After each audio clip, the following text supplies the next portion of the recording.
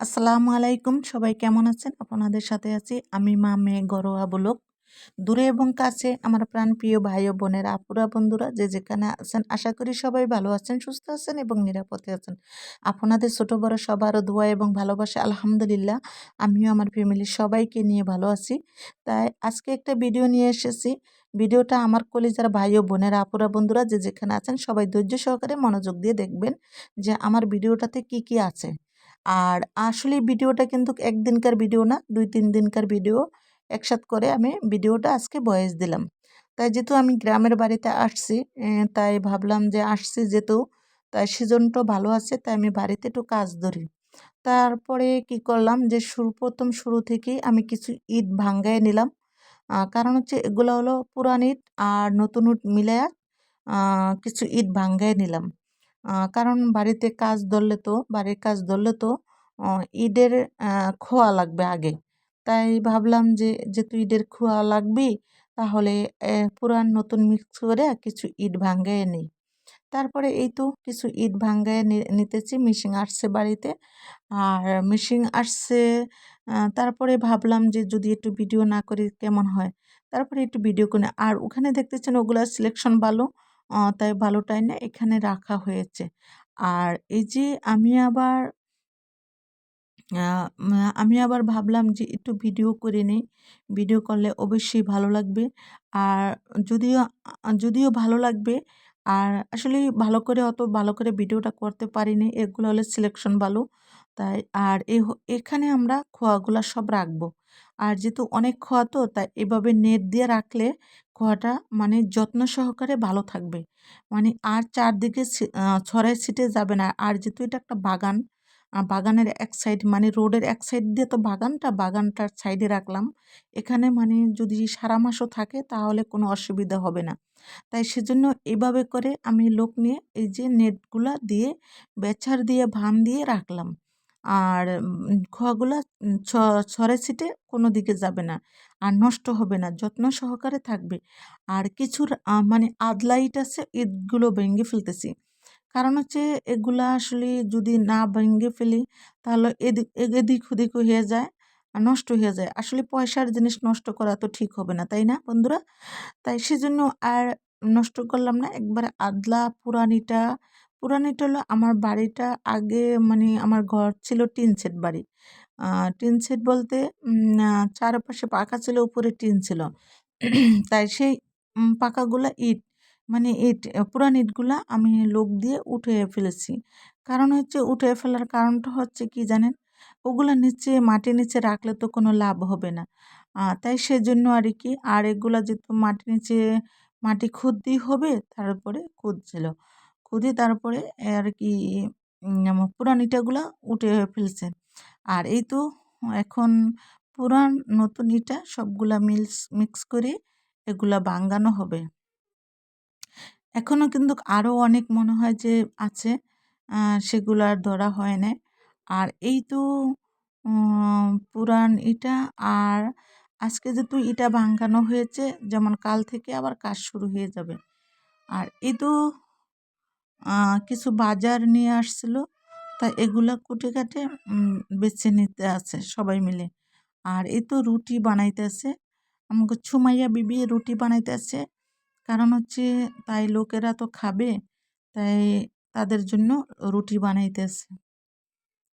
বানাইতেছে আর আমার বোনে এই যে চুলায়, লার্কির চুলায় একদম সুন্দরভাবে বসে বসে রান্না করতেছে আমার বোনে। আর গ্রামের বাড়ি লার্কির চুলা না হলে তো হয় না, তাই না? আর ওই যে দেখেন গাটলায় আবার আমাগো ছুঁইটি ধুইতে আছে গাটলায় সুইটি। আর এটা হলো বিকালবেলা বলতে রাত্রের বাজার। রাত্রে কিছু বাজার করে নিয়ে আসছে, মানে বাজার থেকে মুদি বাজার, কাঁচা বাজার সবকিছু বাজারে নিয়ে আসছে। যেহেতু কাল থেকে লোক থাকবে বাড়িতে, তাই সেজন্য ভাবলো যে একটু বাজার করে নিয়ে আসি। তারপরে একটু বাজার করে নিয়ে আসলাম। আমি, আমার বোন জামাই ৩ জনই বাজারে গেলাম। বিকেলবেলা বাজারে যায়া এই যে বাজার করে নিয়ে আস্তে, আস্তে রাত হয়ে গেছে। এখন বাজারগুলা গুছাইয়া নিতেছে। এগুলো হলো মুড়ি, আলু, আ মানে এখন তো কি বলবো, আলুর দাম তো একদম সস্তা, তাই না? ঢাকা কত কইরা জানি না। এখন গ্রামে দেখলাম যে আলু সস্তা ৩৫ না ৪০ টাকা কিলো। আর এ তো মানে মুরগির খাবার, এটা হলো ভুসি, মুরগির খাবার। আর এ হলো কাঁচা বাজার। কাঁচা বাজার বলতে পাতাকপি, তারপরে কি আছে? আমার বোনের মেয়ে সুমাইয়া উঠাইতেছে এগুলা। সুমাইয়া বাজারগুলা গুছিয়ে নিতে আছে। আসলে মেয়ে মানুষ থাকলে মার উপকার, ছেলে মানুষ থাকলে বাবার উপকার। যদি ছেলে থাকতো তাহলে বাবার সাথে চাকরি করতো বা পড়াশোনা শেষ করে চাকরি করতো, চাকরিতে জয়েন হতে বাবার উপকার আসতো। আর মেয়ে বড় হয়েছে এখন মার উপকার, পরবর্তীতে শ্বশুর বাড়ির শ্বশুর শাশুড়ির উপকার, কিনা তাই না? আর এই যে দেখেন আলুটা কি সুন্দর সাদা, একদম দবদবা, অনেক ভালো। আর এই তো আছে ফুলকপি, পেঁয়াজের কলি, টমেটো, এগুলো আবার আছে এই প্যাকেটের সাথে, আবার সিমও আছে, সাথে সিমও আছে। আসলে দেখেন, মেয়ে থাকা কত উপকার না? বাজার করে এনে দিছি, মেয়ে সব গুছিয়ে নিতেছে। আমার বোনের আর এখানে কষ্ট করার কোনো প্রয়োজন হয়নি। ফুলকপিটা মানে ফ্রেশ সেটা বলল। আর এ হচ্ছে গাজর, গাজর, করলা নিয়ে আসছে। আর শীতের করলা আসলে অনেকে পছন্দ করে না, অনেকে পছন্দ করে, আমি পছন্দ করি। আর এটাতে কিন্তু সিম নাই, আমি সিমের কথা বলে ফেলেছি। তো যাই হোক, সরি, মনে কিছু নিবেন না।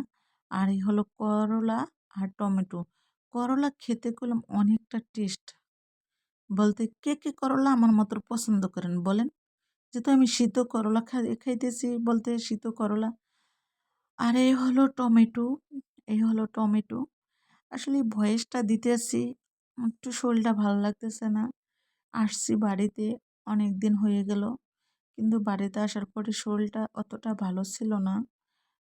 কেন জানি প্রেশারটা একটু বাড়তি থাকছে। আর ডায়াবেটিসটা তো কমতি আছে না, ডায়াবেটিস 18-র নিচে ডায়াবেটিস থাকেই না। আর এই যে এখন আবার ডায়াবেটিসটা খালি বড় পেটে, বলতে 2 ঘন্টা আগে খাবার খেয়ে, এখন এই যে বয়সটা দেওয়ার আগে ডায়াবেটিসটা মাপলাম 24 আছে। আল্লাহ আপনি মাফ করেন, আমার জন্য একটু সবাই দোয়া করেন, যেহেতু ডায়াবেটিসটা এত বেশি।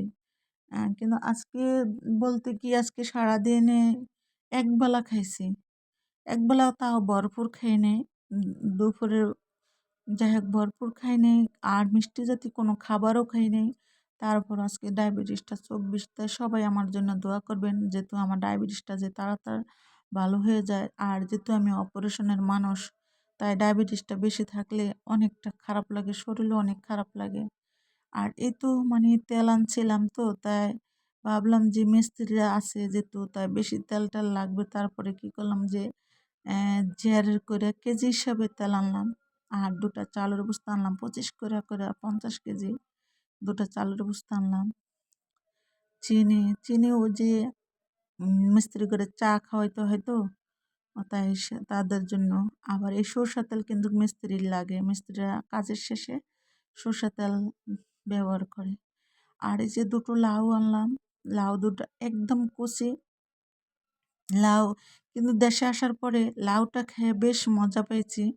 লাউটা একদম কি বলবো, মানে কচি কচি লাউ, একদম খেতে অনেকটা ভালো লাগে। চিংড়ি মাছ বলেন, ডাইল দিয়ে বলেন, ইলিশ মাছ দিয়ে বলেন, সব কিছু দিয়ে খেতে ভালো লাগে। আর এই হলো পেঁয়াজ কুচি, মানে পেঁয়াজ কুচি করে রাখছে। আর এই তো আমি আবার সকালবেলা, এটা হলো সকালের ভিডিও, চিংড়ি মাছ দিয়ে লাউ দিয়ে রান্না হবে। আর হলো এই তো আবার ভাত বসাই দিচ্ছে আমার বোনে। চুলাতে ডালের পানি দিয়ে দিচ্ছে, ডাল বসাবে, লার্কির চুলা তো। আর এই হলো চা বানাইছিল, রং চা, তাই আর কি মিস্ত্রিদের জন্য রং চা বানাইছিল। আর এই তো ডালটা এখন, আর সাথে কি পাঙ্গাস মাছ। আর এই তো মিস্ত্রিরা কাজ করতেছে, সেন্টারিনের কাজ, বলতে সেন্টারিনের কাঠ জয়েন দিতে আছে, যেহেতু পিলার করবে তো, তাই সেজন্য সেন্টারিনের কাঠগুলা জয়েন দিতে আছে।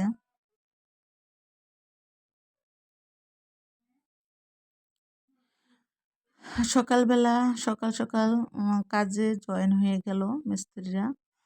আর যেহেতু পিলারের বেস কাটতে হবে, তাই বেস কাটার জন্য 2জন লোক ছিল। দুজন লোক বলতে তারা আবার মিস্ত্রি না, কাঠমিস্ত্রি না। এই তো তারা দুজনে এই যে দেখেন মাটি কাটতেছে, ব্যাস কাটতেছে। আর এটা জায়গাটা এমনিতেই মনে করেন যে মাটি কেটে নিয়ে অন্য জায়গায় ফেলানো হয়েছিল, তাই অনেকটা গর্ত, তাই আর কি। যাই হোক আমার বন্ধুরা, পরবর্তী ভিডিওর অপেক্ষায় থাকবেন আর ধৈর্য সহকারে মনোযোগ দিয়ে ভিডিওটা দেখবেন। এই তো বেশ কাটতেছে, তারা বেশগুলো কাটতেছে, মনোযোগ দিয়ে দেখবেন ধৈর্য সহকারে। আর যদি ভিডিওটা কোনো অংশ বা কোনো জায়গা দিয়ে ভালো লাগে তাহলে লাইক কমেন্ট শেয়ার করতে ভুলে যাবেন না। আর বন্ধুরা কিন্তু এখন আমি যেহেতু গ্রামে আছি, তাই একটু সবার ভিডিওটা দেখতে একটু কমই পারি। তা আশা করি সবাই অপেক্ষায় থাকবেন, আমি আবার কিন্তু ঢাকায় যাই সবার ভিডিও দেখে দিব, কোনো সমস্যা নাই। আর এখন আর এটা হলো খাঁচা বুনতেছে, বেসের নিচে যে খাঁচাটা, ওই খাঁচাটা বুনতেছে বলতে বানাইতেছে। আর এই তো রডগুলা সোজা করছে, আর এই রড এখানে ফেলে রাখছে, মানে গাড়ি থেকে নামাইয়া রাখছিল। তাই দেখি আস্তে আস্তে যে কদিন থাকি কতটুকু কাজ করতে পারি সেটুকুই আপনাদের সাথে শেয়ার করব ইনশাআল্লাহ। তা সবাই ভালো থাকেন, সুস্থ থাকেন, আল্লাহ হাফিজ।